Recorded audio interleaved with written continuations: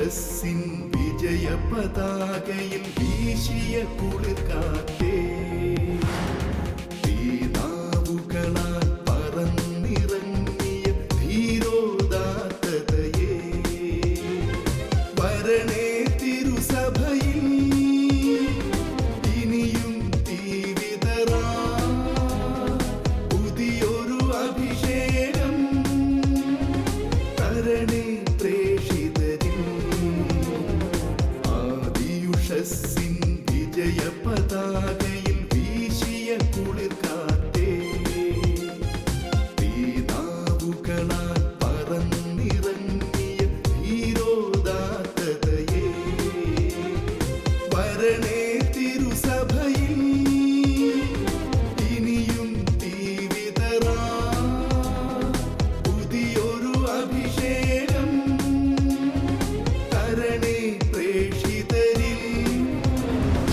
ഏകരക്ഷകനാമേശുവിനെ സധീരം പ്രഘോഷിപ്പാൻ പാവന റൂഹാ നീയരുളണമേ വീണ്ടും പെന്തക്കുസ്താ. അത്ഭുതങ്ങൾ അടയാളങ്ങൾ ഇന്നും സാക്ഷ്യം നൽകാൻ ദൈവപിതാവേ നീ പകരണമേ വീണ്ടും പെന്തക്കുസ്താ, വീണ്ടും പെന്തക്കുസ്താ. വീണ്ടും പെന്തക്കുസ്ത. എൻ്റെ പ്രിയപ്പെട്ട സഹോദരി സഹോദരന്മാരെ, നിങ്ങളുടെ കാര്യം മനസ്സിലാക്കിയിരിക്കേണ്ടത്, ജീവിതത്തിൽ എന്തെങ്കിലും ദൈവത്തിൻ്റെ ആത്മാവിൻ്റെ യഥാർത്ഥ അഗ്നി നിങ്ങളിലേക്ക് വന്നിട്ടുണ്ടെങ്കിൽ കാലാന്തരത്തിൽ അത് തണുത്തു പോയാലും കെട്ടുപോയാലും മറിഞ്ഞു കിടന്നാലും അതിനാളിക്കത്താൻ 1 സെക്കൻഡ് മതി. 1 സെക്കൻഡ്. എന്നെ വിശ്വസിക്കുക, 1 സെക്കൻഡ് മതി. വേഗം അതിനെടുത്തു. 2 മക്കബായർ 1-ാം അധ്യായം 18 മുതൽ. കിസ്ലേവ് മാസം 25-ാം ദിവസം ഞങ്ങൾ ദേവാലയ ശുദ്ധീകരണ തിരുനാൾ ആഘോഷിക്കുന്ന വിവരം നിങ്ങളും അറിയേണ്ടതാണ്. കാരണം കൂടാര തിരുനാളും ദേവാലയവും ബലിപീഠവും നിർമ്മിച്ച നെഹമ്യ ബലികൾ അർപ്പിച്ചപ്പോൾ നൽകപ്പെട്ട അഗ്നിയുടെ തിരുനാളും നിങ്ങൾ ആഘോഷിക്കേണ്ടതാണല്ലോ. നമ്മുടെ പിതാക്കന്മാർ അടിമകളായി പേർഷ്യയിലേക്ക് നയിക്കപ്പെട്ടപ്പോൾ ഭക്തന്മാരായ പുരോഹിതന്മാർ ബലിപീഠത്തിൽ നിന്ന് അല്പം അഗ്നിയെടുത്ത് പൊട്ടക്കിണറ്റിൽ ഒളിച്ചു വെച്ചു. ഇങ്ങോട്ട് നോക്കിയേ. അതായത് ബാബിലോൺ അടിമത്തത്തിലേക്ക് പോയപ്പോൾ നമ്മൾ വായിക്കുന്നുണ്ട്, നെബൂഖദ്നേസർ രാജാവ്, ദാനിയേലിൻ്റെ പുസ്തകം 1 ഇപ്പം എടുക്കണ്ട, ഇങ്ങോട്ട് നോക്കിയോ. ദാനിയേൽ 1 നമ്മൾ വായിക്കുന്നുണ്ട്, നെബൂഖദ്നേസറിന് ദൈവം ഇസ്രായേൽ ജനത്തെ ഏൽപ്പിച്ചു കൊടുത്തു. അവൻ എന്ത് ചെയ്തു? അവൻ ജെറുസലേമിൽ വന്ന് ദേവാലയം കത്തിച്ച് ചാമ്പലാക്കി, അഗ്നിക്കിരയാക്കി. അപ്പോ ദേവാലയം പൂർണ്ണമായും കത്തി നശിപ്പിക്കപ്പെട്ടപ്പോ മഹിമയോടെ തല ഉയർത്തി, പ്രതാപത്തോടെ, തലയെടുപ്പോടെ മഹാത്ഭുതങ്ങൾ, ലോകത്തെ മഹാത്ഭുതങ്ങളിൽ ഒന്നായിട്ട് അങ്ങനെ തലയെടുപ്പോടെ നിന്ന് ആ ദേവാലയം മുഴുവൻ കത്തിച്ച് ചാമ്പലാക്കി. ദേവാലയം ഇല്ലാതായി. എല്ലാ സാധനങ്ങളും കത്തിച്ച് കളഞ്ഞു. ദേവാലയം കത്തിച്ച് നശിപ്പിക്കുന്നതിന് മുമ്പ് വിലപിടിപ്പുള്ള സകല വസ്തുക്കളും എടുത്ത് നെബൂഖദ്നേസർ ബാബിലോണിലേക്ക് കൊണ്ടുപോയി. ആ കാലഘട്ടത്തിൽ പ്രവചനം നടത്തിയിരുന്ന പ്രവാചകനാണ് ജെറമിയ. 40 കൊല്ലമാണ് ജെറമിയ, 4 പതിറ്റാണ്ടാണ് ജെറമിയ യൂദയായുടെ തെരുവീഥികളിലൂടെ പറഞ്ഞുകൊണ്ട് നടന്നത്. ഇതാ വടക്ക് നിന്ന് ഒരു ഭീഷണി വരുന്നു. സിംഹം മാളം വിട്ട് പുറത്തിറങ്ങിയിട്ടുണ്ട്. കൊടുങ്കാട്ടിൽ നിന്ന് സിംഹം ഇറങ്ങിയിട്ടുണ്ട്. മക്കളെ, അനുദപിക്കുക. നിങ്ങൾ അഹങ്കരിക്കുന്നത് അവസാനിപ്പിച്ചില്ലെങ്കിൽ നിങ്ങളുടെ അഹങ്കാരത്തെ ഓർത്ത് രഹസ്യത്തിൽ എൻ്റെ ആത്മാവ് കരയും. എൻ്റെ ജനം 2 തെറ്റ് ചെയ്തു. ജീവജലത്തിൻ്റെ ഉറവയായ എന്നെ ഉപേക്ഷിച്ചു. തങ്ങൾക്ക് വേണ്ടി വെള്ളം സൂക്ഷിക്കാൻ കഴിവില്ലാത്ത പൊട്ടക്കിണർ കുഴിച്ചു. ജനതകളിൽ വെച്ച് ഏറ്റവും ഛേദോഹരമായ അവകാശം നിനക്ക് തരാൻ ഞാൻ ആഗ്രഹിച്ചു. എൻ്റെ പിതാവേ എന്ന് വിളിച്ചുകൊണ്ട് നീ എൻ്റെ പക്കലേക്ക് ഓടി വരുമെന്ന് ഞാൻ പ്രത്യാശിച്ചു. നിങ്ങൾ അഹങ്കരിച്ചാൽ, നിങ്ങൾ അനുസരിക്കുന്നില്ലെങ്കിൽ നിങ്ങളെ ഓർത്ത് രഹസ്യത്തിൽ എൻ്റെ ആത്മാവ് കരയും. തലയുയർത്തി നോക്കുക, വടക്ക് നിന്ന് വരുന്നതാരാണ്? ജെറമിയ ഇങ്ങനെ ആവർത്തിച്ച് 4 പതിറ്റാണ്ട് പ്രവചിച്ചുകൊണ്ടിരുന്നു. മക്കളെ, ജീവിതം തിരുത്തണം, തെറ്റ് തിരുത്തണം, പാപത്തിൽ നിന്ന് പിന്തിരിയണം, കർത്താവിലേക്ക് മടങ്ങി വരണം. കേട്ടില്ല, അനുസരിച്ചില്ല, അതിന് കാത് കൊടുത്തില്ല. അപ്പൊ എന്ത് സംഭവിച്ചു? നിർണായകമായൊരു സമയത്ത് BC 587 ബാബിലോൺ രാജാവ് നെബൂഖദ്നേസർ വന്ന് ദേവാലയം കത്തിച്ച് ചാമ്പലാക്കി. ദേവാലയത്തിലെ വിശിഷ്ട സമ്പത്ത് മുഴുവൻ, വിലപിടിപ്പുള്ളത് മുഴുവൻ എടുത്തുകൊണ്ട് ബാബിലോണിലേക്ക് പോയി. അപ്പൊ ഇത് ജെറമിയായ്ക്ക് അറിയാം. പ്രവാചകൻ ആ ഇൻഡ്യൂഷൻ കിട്ടി. എന്താണ്? ഈ ദേവാലയം നശിപ്പിക്കപ്പെടും, എല്ലാം കൊണ്ടുപോകും. അതുകൊണ്ട് ജെറമിയ എന്ത് ചെയ്തു? സമാഗമ കൂടാരവും വാഗ്ദാന പേടകവും എല്ലാം എടുത്ത് ജെറമിയ മോശ മരിച്ച മലയുടെ ഏതോ ഒരു ഭാഗത്തൊരു ഗുഹയിൽ കൊണ്ടുവന്ന് അതെല്ലാം ഒളിപ്പിച്ചു വെച്ചു. നമ്മൾ മക്കബായരുടെ പുസ്തകത്തിൽ വായിക്കുന്നതാണ്, കേട്ടാ മതി. ഇനി അടുത്ത പ്രശ്നം എന്താണ്? ഈ തീ ദേവാലയത്തിലെ ബലിപീഠത്തിൽ തുടരെ 365 ദിവസവും 24x365 കണ്ടിന്യൂസ് ആയിട്ട് കത്തിക്കൊണ്ടിരുന്ന തീയുണ്ട്. ആ തീ കെട്ടുപോകാൻ പാടില്ല. ദൈവാരാധനയുടെ തീയാണത്. അപ്പൊ ആ തീ കെട്ടുപോകാൻ പാടില്ലാത്തത് കൊണ്ട് ആ അഗ്നി കനലുകൾ എടുത്ത് ആ അഗ്നി എടുത്ത് ഒരു പൊട്ടക്കിണറ്റിൽ ഒളിപ്പിച്ചു വെച്ചു. ഇതാണ് നമ്മൾ വായിക്കുന്നത്. 19-ാം വാക്യം.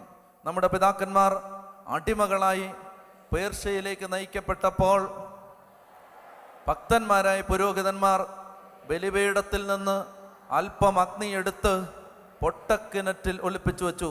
അത് രഹസ്യമായിരിക്കാൻ വേണ്ട മുൻകരുതലുകളും ചെയ്തു. വളരെ കൊല്ലങ്ങൾക്ക് ശേഷം ദൈവകൃപയാൽ പേർഷ്യ രാജാവ് നിയോഗിച്ച നെഹമിയ പുരോഹിതന്മാർ ഒളിച്ചു സൂക്ഷിച്ച അഗ്നി എടുത്തുകൊണ്ടുവരാൻ അവരുടെ പിൻഗാമികളോട് നിർദ്ദേശിച്ചു. അവർ മടങ്ങി വന്ന് അഗ്നി കണ്ടെത്തിയില്ലെന്നും എന്നാൽ ഒരു കൊഴുത്ത ദ്രാവകം കണ്ടെന്നും അറിയിച്ചു. ഇങ്ങോട്ട് നോക്കിയേ, തീ പോയി. 15 വർഷത്തെ ശുശ്രൂഷ ജീവിതം, തീ പോയി. ആ സ്ഥാനത്തൊരു കൊഴുത്ത ദ്രാവകം. ആളുണ്ട്, ശുശ്രൂഷയുണ്ട്, ദാനിയേലച്ചൻ ധ്യാനം നടത്തുന്നുണ്ട്, പക്ഷെ കൊഴുത്ത ദ്രാവകം. ഇതെന്റെ സാധ്യതയാണ്, നിങ്ങളുടെ സാധ്യതയാണ്. തീയില്ല. അപ്പൊ അവര് പറഞ്ഞു തീ പോയി, പക്ഷെ ആളുണ്ട് അവിടെ. തീ കണ്ടില്ലെന്നും ആ സ്ഥാനത്ത് ഒരു കൊഴുത്ത ദ്രാവകം കണ്ടെത്തിയെന്നും അവർ അറിയിച്ചു. വായിക്കാം. അത് കോരിക്കൊണ്ടുവരുവാൻ നെഹമിയ ആജ്ഞാപിച്ചു. ബലിവസ്തുക്കൾ ഒരുക്കുമ്പോൾ വിറകിന്മേലും ബലിവസ്തുവിന്മേലും ആ ദ്രാവകം തളിക്കാൻ പുരോഹിതന്മാരോട് അവൻ നിർദ്ദേശിച്ചു. അപ്രകാരം ചെയ്ത് അല്പനേരം കഴിഞ്ഞപ്പോൾ മേഘാവൃതമായിരുന്ന സൂര്യൻ തെളിയുകയും വലിയൊരഗ്നി ആളിക്കത്തുകയും ചെയ്തു. ഇത് ശ്രദ്ധിക്കുക. അതായത് ഇപ്പോൾ ഒരു കൊഴുത്ത ദ്രാവകമാണ്. ആ കൊഴുത്ത ദ്രാവകം കോരിയെടുത്ത് സെഹിയോന്റെ ധ്യാന ഹോളിൽ ഇരുത്തിയിരിക്കുകയാണ്. അല്പം കഴിയുമ്പോൾ മേഘാവൃതമായ ആകാശത്ത് നിന്ന് മേഘം മാറും, സൂര്യൻ തെളിയും, നീ ആളിക്കത്തും. എൻ്റെ പ്രിയപ്പെട്ട സഹോദരങ്ങളെ, ഇത് വിശ്വസിക്ക്. ഇത് ദൈവവചനമാണ്. ഒരിക്കൽ ദൈവം കത്തിച്ച തീ അത് കെടുത്താൻ പിശാചിന് പറ്റില്ല. അത് കെട്ടുപോയാലും അത് പിന്നെ കത്തും. അത് കെട്ടുപോയാലും അത് പിന്നെ കത്തും. നീ ഇപ്പൊ കെട്ടിരിക്കുകയാണെങ്കിൽ നീ പിന്നെ കത്തും. ഇത് വിശ്വസിക്ക്, നീ കത്തും. ഇത് ദൈവവചനാണോ? ആണെങ്കിൽ നീ കത്തിയിരിക്കും. വിശ്വസിച്ചോ? ചൊല്ലി പറഞ്ഞേ ഹല്ലേലൂയ. എൻ്റെ പ്രിയപ്പെട്ട സഹോദരങ്ങളെ, ഒരിക്കൽ ദൈവം കൊളുത്തിയതാണെങ്കിൽ, അതാണ് ഒറിജിനൽ ഫയർ ആണെങ്കിൽ. ഒറിജിനൽ ഫയർ ആണോ? ഇപ്പൊ നീ തണുത്തിരിക്കുകയാണ്, സാരമില്ല ചേട്ടാ, ഇപ്പൊ തണുത്തിരിക്കുകയാണ്, പൊന്നു ചേച്ചി വിഷമിക്കണ്ട, ഇവിടെ ഇരുന്നോ, സൂര്യൻ ദാ നിന്റെ തലയ്ക്ക് മീതെ ഉദിക്കും. ചൂട് കുറച്ചടിച്ചാൽ മതി. ചൂട് ഇനി ആരും കൊണ്ടുവന്ന് മണ്ണെണ്ണ ഒഴിച്ച് കത്തിക്കൊന്നും വേണ്ട. ചൂടടിച്ചാൽ മതി. ചൂടടിക്കുന്നിട്ട് തിരിക്ക് കുറച്ച് നേരം. ചൂടടിക്കാൻ സാധ്യതയുള്ളവർ തിരിക്ക്, ആട്ടങ്ങിയിരിക്ക്, വചനം കേക്ക്, ചൂടടിക്കട്ടെ. വിശുദ്ധ കുർബാനയെ സംബന്ധിക്ക്, ചൂടടിക്കട്ടെ. ജപമാല ചൊല്ല്, ചൂടടിക്കട്ടെ. മിണ്ടാതെ നടക്ക്, ചൂടടിക്കട്ടെ. ഹൃദയം തുറന്നിരിക്ക്, ചൂടടിക്കട്ടെ. സെഹിയോന്റെ ധ്യാന ഹോള് വിട്ടിറങ്ങും മുമ്പ് നീ ഒരു തീപ്പന്തമായി മാറിയിരിക്കും. ആരെങ്കിലും ശുശ്രൂഷ ജീവിതത്തിൽ മടുത്ത് തണുത്ത് പാപത്തിൽ വീണ് അനേകം തിന്മ ചെയ്ത് ഒരിക്കലും രക്ഷപ്പെടാൻ പറ്റാത്ത വഴിയിലും കുരുക്കിലും പെട്ടിരിക്കുകയാണെങ്കിലും എൻ്റെ പ്രിയപ്പെട്ട മകനെ മകളെ, സുവിശേഷം എന്താണ്? സുവിശേഷം ഇത്രയേ ഉള്ളൂ: വീണ്ടെടുക്കപ്പെടാൻ പറ്റാത്തതുപോലെ ആരും നശിച്ചു പോയിട്ടില്ല. അതാണ് സുവിശേഷം. രക്ഷിക്കാൻ പറ്റാത്തതുപോലെ ആരുമില്ല ഈ ലോകത്ത്. അതാണ് സുവിശേഷം. എല്ലാവർക്കും രക്ഷയുണ്ട്. എല്ലാവരെയും രക്ഷപ്പെടുത്താൻ കർത്താവായ യേശുവിൻ്റെ കുരിശുണ്ട്. അതുകൊണ്ട് ഇത് വിശ്വസിച്ചുകൊണ്ട് നമ്മൾ ഈ ദിവസങ്ങളിൽ നടക്കുന്ന ശുശ്രൂഷകളിൽ സംബന്ധിച്ചുകൊണ്ടേയിരിക്കണം. ഈ അഗ്നി ആളിക്കത്ത്. കാരണം ഒരിക്കൽ ഈ തീ വീണവരാണിത്, അല്ലെങ്കിൽ വരില്ല. നിങ്ങൾ ഒരിക്കൽ എവിടെയോ വെച്ച് ഈ അഗ്നി ഇറങ്ങിയതാണ് നിങ്ങളുടെ മേൽ. ഈ ആത്മാവിൻ്റെ തീ നിങ്ങൾ ഒരിക്കൽ ടേസ്റ്റ് ചെയ്തതാണ്. ഒരിക്കൽ നിങ്ങളുടെ ശുശ്രൂഷ ആളിക്കത്തിയതാണ്. ഇപ്പം ചിലപ്പോൾ മടുത്തു പോയിട്ടുണ്ടാവാം. വിഷമിക്കരുത്. ഒരു കുമ്പസാരക്കൂട്ടിൽ വെച്ച് ഈ മേഘം മാറും. മനസ്സ് തുറന്ന് നീ പാപം എല്ലാം അങ്ങോട്ട് എഴുതി വെച്ച് കണ്ണുനീരോടെ കുമ്പസാരിക്കുമ്പോൾ ഈ മേഘം മാറും, സൂര്യൻ തെളിയും. കുമ്പസാരം കഴിഞ്ഞ് നേരെ മേലോട്ട് നോക്കണം. നീതി സൂര്യൻ ഇങ്ങനെ ചിരിച്ചോട് നിൽക്കുന്നതാണ്, ഹായ് പറഞ്ഞിട്ട്.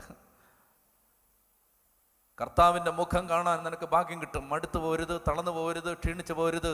ഈ സൂര്യൻ നിന്റെ തലയ്ക്ക് മീതെ കത്തും. എൻ്റെ പ്രിയപ്പെട്ട സഹോദരങ്ങളെ, അതുകൊണ്ട് കർത്താവിനെ സ്നേഹിച്ച എനിക്ക് മറക്കാൻ പറ്റാത്തൊരു രംഗം പാഷൻ ഓഫ് ക്രൈസ്റ്റ് നിങ്ങൾ കണ്ടിട്ടുണ്ടാവും. ശിമയോൻ കാഴ്ച കാണാൻ നിന്നാണ് ഇങ്ങനെ ഒരു ജാഥ പൊക്കൊണ്ടിരിക്കുകയാണ്. യേശുവിൻ്റെ കാലത്ത് പീലാത്തോസ് തന്നെ ഏതാണ്ട് 5000-ഓളം ആളുകളെ കുരിശ് തറച്ച് കൊന്നു എന്നാണ് ചരിത്രം പറയുന്നത്. അപ്പൊ കുരിശ് മരണം ഒരു സാധാരണ മരണമാണ്. അതിനകത്ത് അതിശയോക്തിയൊന്നുമില്ല. ഈ മനുഷ്യൻ കെവറീൻകാരൻ ശിമയോൻ, ഈ സൈറീൻ അങ്ങ് ഈജിപ്തിലാണ്. ഞാൻ വായിച്ചത് മനസ്സിലാക്കിയത് ഇങ്ങനെയാണ്: ഇദ്ദേഹം ഒരു കറുത്ത വർഗ്ഗക്കാരനാണ്. അപ്പൊ ഈ മനുഷ്യൻ എന്തോ വാണിജ്യ ആവശ്യങ്ങൾക്ക് ഇവിടെ എത്തിയതാണ്. ജെറുസലേം നഗരത്തിലെത്തി. അയാളുടെ എന്തോ ആവശ്യം, വീട്ടിലെ കാര്യമോ കച്ചവട സംബന്ധമായ കാര്യം, എന്തോ കാര്യത്തിന് വേണ്ടി വന്നിട്ട് അയാളിങ്ങനെ നിന്നപ്പോഴാണ് ഒരു ബഹളം. അവനെ ക്രൂശിക്കുക. പിന്നെ ഭയങ്കര അടി, നിലവിളി എല്ലാം കണ്ടിട്ട് ഇങ്ങനെ എത്തി നോക്കിയാണ്. എന്താ സാറേ പ്രശ്നം? അങ്ങനെ നോക്കിയാണ്, എന്നാ പ്രശ്നം? അപ്പൊ അയാൾ പറഞ്ഞു, ഒരുത്തനെ കുരിശിൽ തറയ്ക്കാൻ കൊണ്ടുപോകും. ആരാ അത്? ജീസസ്. ആരാ അത്? അത് ഈ നാട്ടിൽ ഇങ്ങനെ 30-31 വയസ്സേ ഉള്ളൂ, കുറച്ച് അത്ഭുതമൊക്കെ ചെയ്ത ആളാണ്, ഇവനാണ് മിശിഹാന്ന് എല്ലാവരും ഒക്കെ പറഞ്ഞിരുന്നു. ഇപ്പൊ യഹൂദന്മാരെല്ലാം കൂടെ പിടിച്ച് റോമാക്കാരുടെ കയ്യിൽ ഏൽപ്പിച്ച് കുരിശിൽ തറയ്ക്കാൻ കൊണ്ടുപോകണം. ആഹാ, ചെറുപ്പമാണ്, 33 വയസ്സേ ഉള്ളൂ. അയ്യോ കഷ്ടം. ഇങ്ങനെ നിന്നതാ. ഇപ്പൊ ഇവിടെ ഇരിക്കുക. പണ്ട് ഇങ്ങനെ നിന്നതാ. ഒരു കൺവെൻഷൻ നടക്കുമ്പോൾ ഏറ്റവും പുറകില് ഇങ്ങനെ നിന്നതാ. ഇപ്പൊ ദേ ഇവിടെ ഇരിക്കുന്നു. ഇങ്ങനെ നിന്നതാ പണ്ട്. കാണാൻ വന്നവനെ കൊണ്ട് ഈ പുസ്തകം പിടിപ്പിച്ചവനാണ് കുരിശെ കിടക്കുന്നവൻ. അപ്പൊ റോമാക്കാര് ഈ കുരിശിൽ തൊടില്ല, യഹൂദനും തൊടില്ല. ഈശോ പാതി വഴി വെച്ച് തന്നെ മരിച്ചു പോയേക്കുമെന്ന് അവര് ഭയപ്പെട്ടു. അപ്പൊ ഇതാരേലും ഒന്ന് പിടിക്കണമല്ലോ. മേജർ പട്ടാളക്കാരനോട് പറഞ്ഞു പിടിക്കാൻ. ഞാൻ പിടിക്കത്തില്ലെന്ന് പറഞ്ഞു. യഹൂദന്മാരോട്, അപ്പൊ അവരോരോരുത്തരായിട്ട് പുറകോട്ടങ്ങ് പോയി. അപ്പൊ ഇവന് കഥ അറിഞ്ഞുകൂടാ, ഈ സിറ്റുവേഷൻ അറിഞ്ഞുകൂടാ. അപ്പൊ ഇവന്റെ അപ്പുറത്ത് നിന്നവനും മാറി, ശരിയാവില്ല, നാരങ്ങ വെള്ളം കുടിച്ചിട്ട് വരാന്ന് പറഞ്ഞ് അവൻ പോയി. ഇപ്പുറത്ത് നിന്നോ, അയ്യോ ട്രെയിനിന്റെ ടിക്കറ്റ് എടുത്തില്ല, ഇപ്പൊ എടുത്തില്ല, കിട്ടില്ലെന്ന് പറഞ്ഞ് അവൻ പോയി. ഇവൻ മാത്രമായി. ഇവൻ അറിയില്ല, ഈ സിറ്റുവേഷൻ അറിയില്ല. കാരണം ഈ കുരിശ് പിടിക്കാൻ പട്ടാളക്കാരൻ ആവശ്യപ്പെടുമെന്ന് കണ്ട് യഹൂദന്മാരെല്ലാം അങ്ങ് വലിഞ്ഞു. ഇവൻ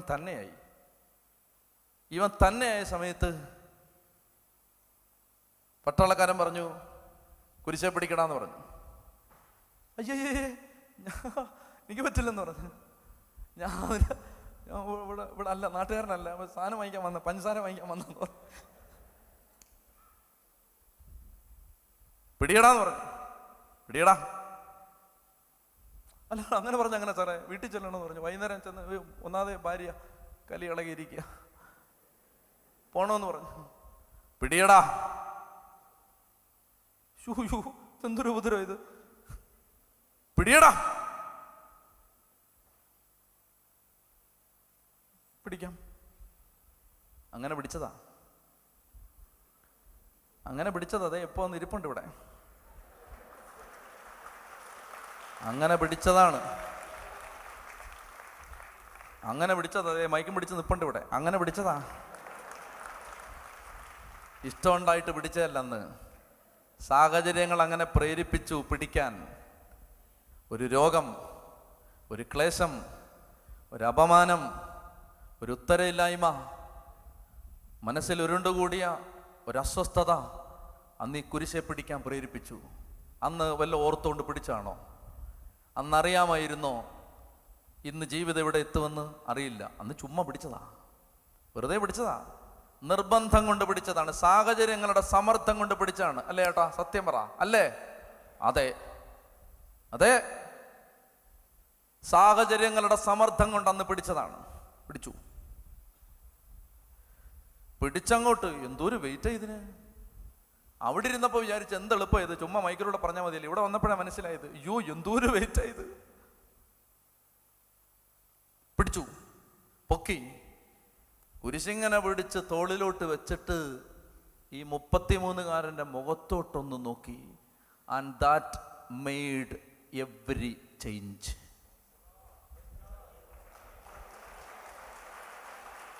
മനസ്സിലായോ? ഈ പിടിച്ചപ്പോ ഒന്നും അറിയത്തില്ലായിരുന്നു, ചുമ്മാ ഒരു ആവേശത്തിന് പിടിച്ചതാ. ഹല്ലേലൂയ, എല്ലാവരും ഹല്ലേലൂയ, ഞാനും അങ്ങനെ പറഞ്ഞതാ. പക്ഷെ അങ്ങനെ പിടിച്ച് പിടിച്ച് പിടിച്ച് പിടിച്ച് വന്നപ്പോ ആരുടെ കുരിശിലാണോ പിടിച്ചിരിക്കുന്നത് അവന്റെ മുഖത്തേക്കൊന്ന് നോക്കി. ഒരു നോട്ടം ഉണ്ടല്ലോ, ആ ഒരു നോട്ടം, ആ ഒരു നോട്ടം മതി ജന്മാന്തരങ്ങളിലേക്ക്. ആ ഒരു നോട്ടം ഇവനെ നോക്കി. പേരൊന്നും വിളിച്ചില്ല, ശിമയോനെ വിളിച്ചില്ല, നോക്കി. ഹോ, ഒന്നുകൂടെ നോക്കാൻ വയ്യ, ഒന്നുകൂടെ നോക്കാൻ വയ്യ. അതുപോലാണ് ആ നോട്ടം. ഒന്നുകൂടെ നോക്കണമെന്നുണ്ട്, നോക്കാൻ വയ്യ. അപ്പൊ ഇങ്ങനെ മുഖം മാറ്റിയിട്ട് ഇത് പിടിച്ചു, പിടിച്ചിങ്ങനെ കൊണ്ടുപോകുന്ന വഴിക്ക് മറിഞ്ഞു വീണു. മറിഞ്ഞു വീണിട്ട് ഇങ്ങനെ എഴുന്നേക്കുമ്പോ ഒന്നുകൂടെ നോക്കി. ഓ, നോക്കാൻ വയ്യ.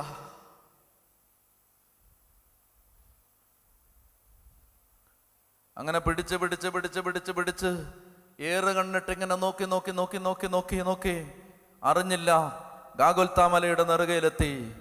അപ്പോൾ അവരെന്ത് ചെയ്തു? ശിമയോനെ പിടിച്ചൊരൊറ്റ തള്ളു കൊടുത്തു. തള്ളു കൊടുത്തപ്പോ ഇവന് പോകാൻ വയ്യ. തള്ളിയിട്ട് പോകുന്നില്ല, തല്ലിയിട്ട് പോകുന്നില്ല, മുഖത്തടിച്ചിട്ട് പോകുന്നില്ല, ചവിട്ടിയിട്ട് പോകുന്നില്ല, ചാട്ട പൊക്കി കാണിച്ചിട്ട് പോകുന്നില്ല, പോകുന്നില്ല, പോവാൻ പറ്റില്ല, പറ്റില്ലെന്ന് ഒരിക്കലാ നോട്ടം കണ്ടവന് പറ്റില്ല. ചവിട്ടിയാ പോവില്ല, തല്ലിയാ പോവില്ല, തുപ്പിയാ പോവില്ല, ഫേസ്ബുക്കിൽ കമന്റ് എഴുതിയാ പോവില്ല, യൂട്യൂബിലൂടെ ചീത്ത വിളിച്ചാ പോവില്ല. ഒരിക്കലാ നോട്ടം കണ്ടവൻ പോവില്ല, പോവില്ല. ചവിട്ടിയാണ് അവസാനം ഓടിക്കുന്നത്, ഓടണമെന്ന് പറഞ്ഞിട്ട്. നിങ്ങൾ കണ്ടാണ് പാഷൻ ഓഫ് ക്രൈസ്റ്റ്? അതിനകത്ത് അവൻ ഇങ്ങനെ തിരിഞ്ഞു നോക്കി, തിരിഞ്ഞു നോക്കി, പോവാൻ വയ്യ, പോവാൻ വയ്യ.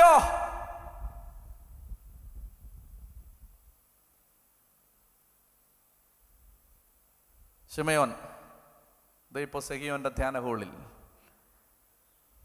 പോവാൻ വയ്യ, അടിയൊക്കെ കൊണ്ടു വീണുപോയി, വയ്യ, മടുത്തുപോയി. പക്ഷെ വിട്ടിട്ടിട്ട് പോവില്ല, പോവില്ല.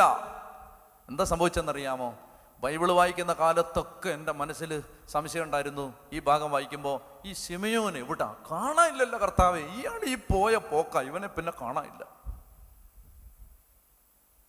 പോവാൻ ഇവനെ നിർബന്ധിച്ച് ഓട്ടിച്ചോട്ടിച്ചപ്പോ അന്ന് പോയ പോക്ക, പിന്നെ ഇവനെ കാണാനില്ല. അങ്ങനെ വായിച്ച് വായിച്ച് വായിച്ച് വന്നപ്പോഴാണ് മർക്കോസിന്റെ സുവിശേഷത്തിൽ, എടുക്കണ്ട കേട്ടാ മതി, ഇങ്ങനെ ഒന്ന് വായിച്ചു. അപ്പോൾ വയലിൽ നിന്ന് ശിമയോൻ എന്നൊരാൾ വരികയായിരുന്നു. അവൻ കവറീൻകാരനായിരുന്നു, അലക്സാണ്ടറിന്റെയും റോപ്പോസിന്റെയും പിതാവായിരുന്നു. അലക്സാണ്ടറിന്റെയും റൂഫസിന്റെയും പിതാവായിരുന്നു. That is an additional information. When you are trying to introduce somebody, you are introducing someone by introducing his children. Listen to me. You are introducing somebody by introducing his children.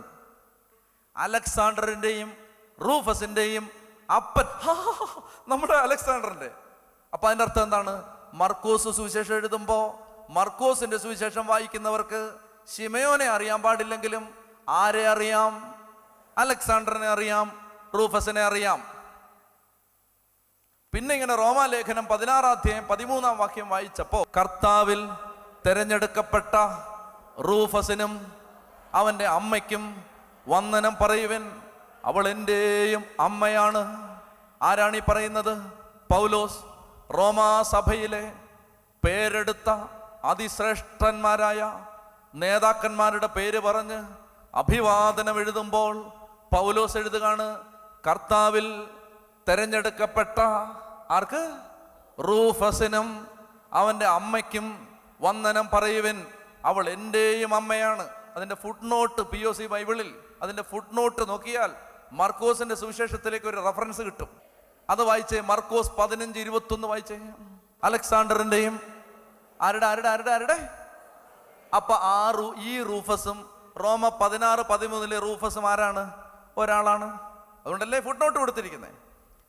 ഈ റോമർ 16-13 പൗലോസ് പറയുന്ന റൂഫസും മർക്കോസ് 15:21 പറയുന്ന റൂഫസും ഒരാളാണ്. അങ്ങനാണെങ്കിൽ ഇങ്ങോട്ട് നോക്കി. അങ്ങനാണെങ്കിൽ ഈ കുരിശിന്റെ അറ്റം പിടിച്ച ദൈവരാജ്യ ശുശ്രൂഷയ്ക്ക് ഒരു കൈത്താങ്ങ് കൊടുത്ത കർത്താവ് ചോരവാർന്ന് കരഞ്ഞുകൊണ്ട് കാൽവരി കുരിശിലേക്ക് യാത്ര ചെയ്തപ്പോ ഒരു സപ്പോർട്ട് കൊടുത്ത ശിമയോനെ കുറിച്ച് ബൈബിളിൽ പിന്നീട് ഒരു സൂചനയില്ലെങ്കിലും അവൻ്റെ ഭാര്യയെക്കുറിച്ചുമുണ്ട്, അവൻ്റെ മക്കളെക്കുറിച്ചുമുണ്ട്. റോമാ സഭയിലെ പേരെടുത്ത ശുശ്രൂഷകരായി മാറി ശിമയോന്റെ മക്കൾ. നീ കർത്താവിൻ്റെ കുരിശിന്റെ അറ്റം പിടിച്ചാൽ നിന്റെ തലമുറയെ ദൈവം അനുഗ്രഹിക്കും. നീ കർത്താവിൻ്റെ കുരിശിന്റെ അറ്റം പിടിച്ചാൽ നിന്റെ തലമുറയെ കർത്താവ് അനുഗ്രഹിക്കും. പ്രിയപ്പെട്ട മക്കളെ, അതുകൊണ്ട് ഈ തീ കത്തണം. ഈ തീ കത്തിയാൽ നിനക്ക് മാത്രമല്ല ഗുണം, നിന്റെ തലമുറയെ ദൈവം ഉയർത്തും. എന്താ സംഭവിച്ചെന്നറിയാമോ? ഈജിപ്തുകാരനായ ഈ വിജാതീയനായ അല്ലെങ്കിൽ ഈ കറുത്ത വർഗക്കാരനായ ശിമയോന്റെ മക്കള് തിരുവഴുത്തിന്റെ ഭാഗമായി. സുവിശേഷത്തെ ഇപ്പൊ നമ്മൾ വായിക്കല്ലേ, റൂഫസ് ഇഹലോകത്തിലും നിത്യതയിലും. വീണ്ടും പെന്തക്കോസ്ത. വീണ്ടും പെന്തക്കോസ്ത. പരിശുദ്ധാത്മാവേ, എഴുന്നള്ളി വരണമേ. അങ്ങേ ഇഷ്ടദാസിയായ പരിശുദ്ധ മറിയത്തിൻ്റെ ശക്തമായ മാധ്യസ്ഥതയാൽ തിരുസഭയിലേക്ക് അഗ്നിനാവുകളായി വീണ്ടും വന്നു നിറയണമേ.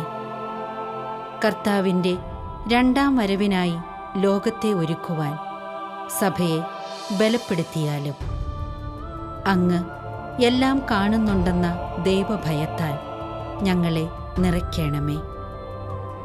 സഭാമക്കളായ ഞങ്ങളെല്ലാവരും എന്നും കർത്താവിൻ്റെ മഹത്വത്തിനായി അധ്വാനിക്കുവാൻ കൃപ നൽകണമേ. ആമേൻ.